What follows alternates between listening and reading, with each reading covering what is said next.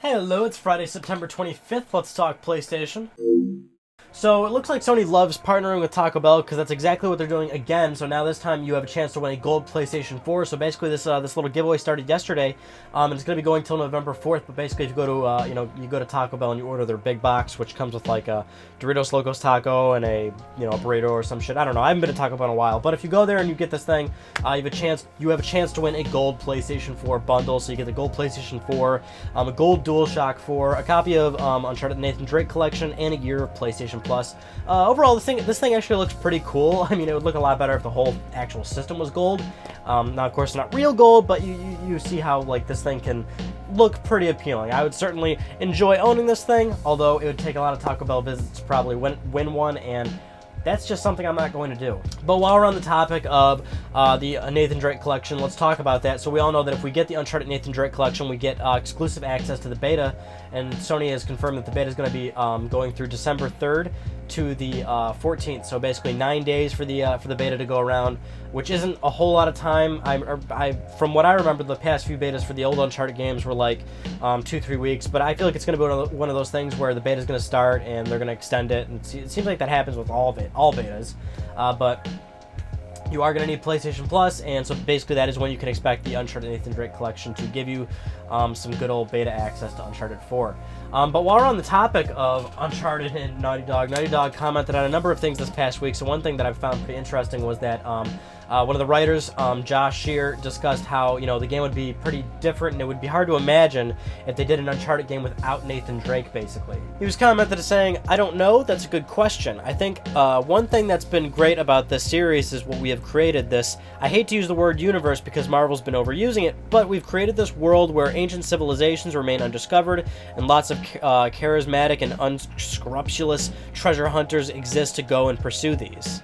I suppose you could tell a story in that world without Nathan Drake, but in some ways, it's a little bit hard to imagine."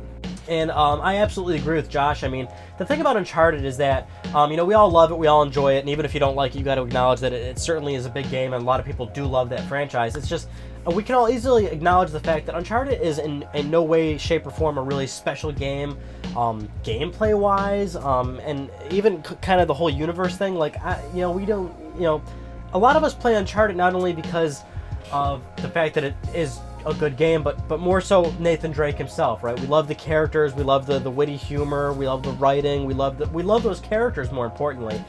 So absolutely you could do another game that's about treasure hunting and have the same sort of style and narrative as any other Uncharted game, but Uncharted is very linear, set in stone. It's a standard third-person shooter. There's nothing insanely amazing about it. It's just that what's so great about it is just how polished it is of standard gameplay now, and how polished it is in terms of gameplay and story. So I see what he's saying. Without Nathan Drake, it would be a bit hard to imagine truly using the name Uncharted. Anyway, moving on to our last news story about Naughty Dog. So, of course, the past few weeks we've been talking about Last of Us 2 and how it's pretty much kind of confirmed at this point because there's been so many sort of slip-ups recently. But Neil Druckmann recently commented about this, and he had a number of things to say, which is quite humorous. When talking to the official PlayStation magazine, he was quoted saying, "When Bruce Straley, the game director, and I moved over to Uncharted 4, we were brainstorming ideas for The Last of Us 2 with new characters, ideas for The Last of Us 2 with Joel and Ellie, ideas for a sci-fi game, ideas for a fantasy game, and building prototypes for each one of those ideas. And just as we were getting close to settling or narrowing that list down, we were asked to work on Uncharted 4. And then he sort of went on to discuss, how Nolan North kind of let it slip a little bit and how he thought that was pretty funny. But I think the one thing to look at here is that they are, Neil is certainly telling the truth in this regard. We actually are well aware that Naughty Dog has toyed around with these ideas before, whether it's, what they wanted to do with The Last of Us 2 or the fact that they wanted to work on a sci-fi game. They've released pictures and everything of that in their latest art books of the sci-fi game that they were working on. So absolutely he's truthful in that regard, but I think the one thing that he's kind of holding back here is that absolutely it seems like that The Last of Us 2 definitely is a reality, not just in the fact that that they're toying around with it, but certainly they've sort of ironed out sort of like the fact that they are moving forward with it. Maybe they have decided what they're doing in terms of story and character. Maybe they are completely decided on when it's going to take place and something like that. Like I said, there's been just too many slip-ups for us to really kind of buy the fact that, they're not really sure what they're working on just yet. We know that Uncharted 4 is very well along at this point, and it's certainly due to come out at its targeted release date. And you got to figure they definitely their other project they've moved forward with it quite far, and like I said, all these slip ups, it's Last of Us 2. So I can't really blame the guy for just coming right out and saying, yeah, absolutely, Last of Us 2 is our next project moving forward, and we have this decided, or how many months into development. I mean, sure, he wants to stay a little standoffish in that regard, but I think it's pretty clear that The Last of Us 2 is going to be a reality at some point, and that's what they're probably working on right now. So this is probably my favorite news story of the past week, but a South African retailer posted a listing for the Bioshock Collection on PlayStation 4 and Xbox One.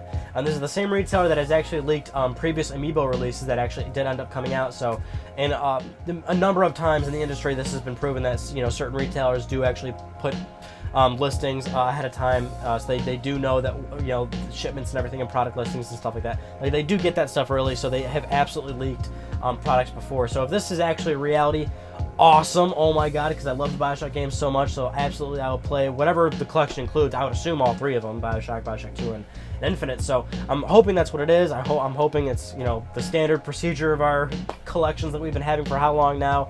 Give it a nice little HD facelift, bump up the resolution, give us all the DLC or whatever. The only curious thing is that it's listed for a November 27th release date, which is like really, really soon, and 2K has not said anything.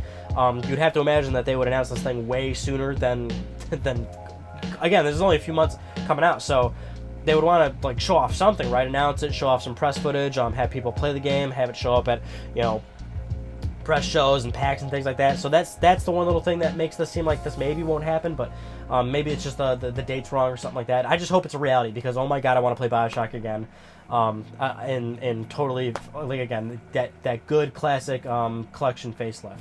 So of course we know that last week with Sony's little TGS, they announced that PlayStation 4's price drop is official in Japan, but the Xbox boss Phil Spencer actually thinks that North America is going to be due quite soon for a PlayStation 4 price drop.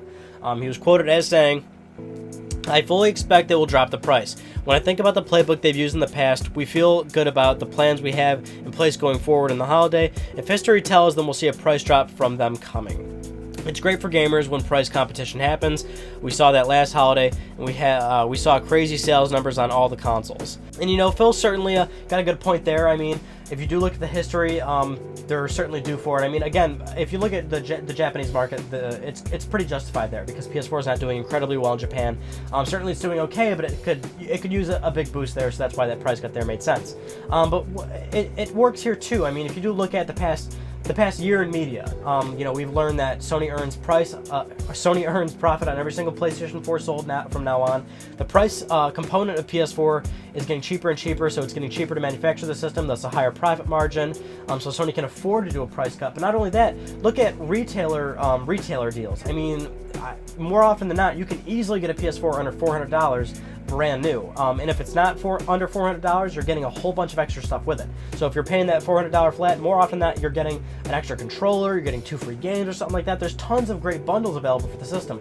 So certainly Sony is encouraging with retailers and everything, like, hey, put in all this extra stuff, or they're doing official bundles themselves and partnering up with other publishers, putting Assassin's Creed or something like that.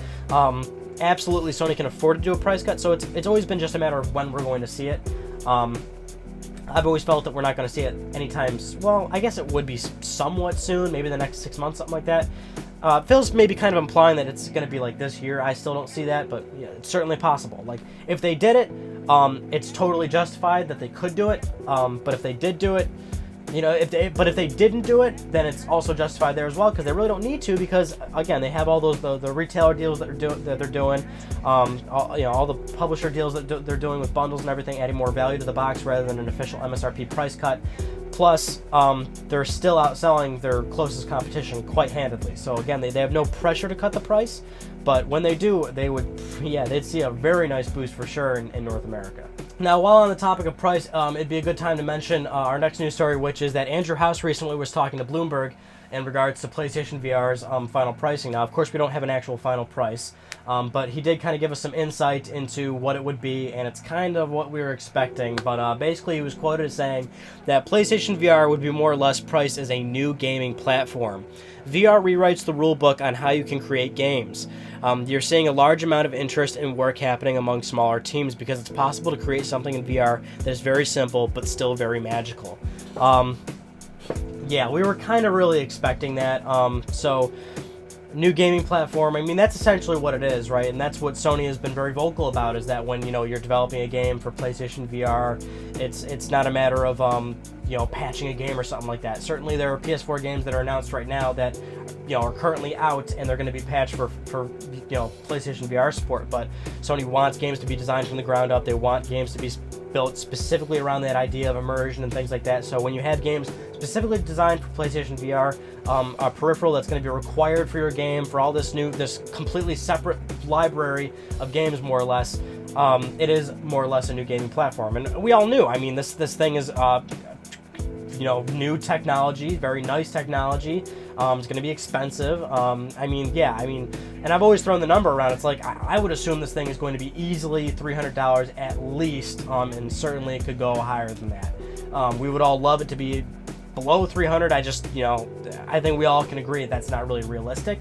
But you can see, again, the kind of commitment there that Sony has with virtual reality in a sense where, you know, even when you look at all these trade shows and things like that Sony's at, it's not only PlayStation VR that they're pushing for. You know, they're always talking to the Oculus guys. The Oculus guys are always at Sony's booth. They're always talking to each other and trying each other's stuff out. Certainly they're not partnering with one another, but the real sort of push is there. They really want to make this a reality, and I think Sony knows that. I think they know that they're getting into a sort of situation where this isn't more so about profit. I mean, certainly they want to make money. I mean, they are a business, but they're really kind of pushing a different, they're trying to push this into a, it's hard to, like, for lack of a better word, mainstream, right? We're not going to be able to break this thing into the mainstream anytime soon, virtual reality. It's an uphill battle Sony knows that they're involved in, right? They know that they're doing something that is going to cost them a lot of money, has a high chance of failure probably. I mean, they just are very committed though, and they want to make it happen. And for our final news story, which we won't spend too much time on because this is the one guy that a lot of people hate hearing about, but Wedbush Morgan's analyst Michael Pachter. We haven't heard about this guy in a while. Not many media sites have been quoting him recently, so it's now that I saw a new one, I finally want to talk about this one because it's kind of somewhat, I don't know, you know. Basically, his latest prediction is that these current generation of consoles, specifically PlayStation 4, will sell upwards to 130 to 140 million systems, and that Xbox One will possibly sell up to 100 million to 110 million systems, and that Wii U will end at about 20 million systems. And he says that this is kind of the last console generation that will do really, really, really well. He thinks that there absolutely will be another console generation, but that the console generation after this one will be more like the 3DS to the DS. Like the DS sold, you know, like around 140 million, 150 million units, whereas the 3DS is sitting at like 40, 50 million units, like basically half. He's saying like the next console generation will do like half as good as this one's going to do. And the thing is, and people are going to instantly see these numbers and hear the things I'm telling you and think, you know, oh, Michael Pachter, he's an absolute idiot. And the guy is absolutely, the guy said some pretty out there things in the past that were absolutely, like, completely wrong. But he always is not given any accolade for the things he has gotten right, because that is the job that he's in. He has gotten many things right before. It's just that you never see stories about that stuff.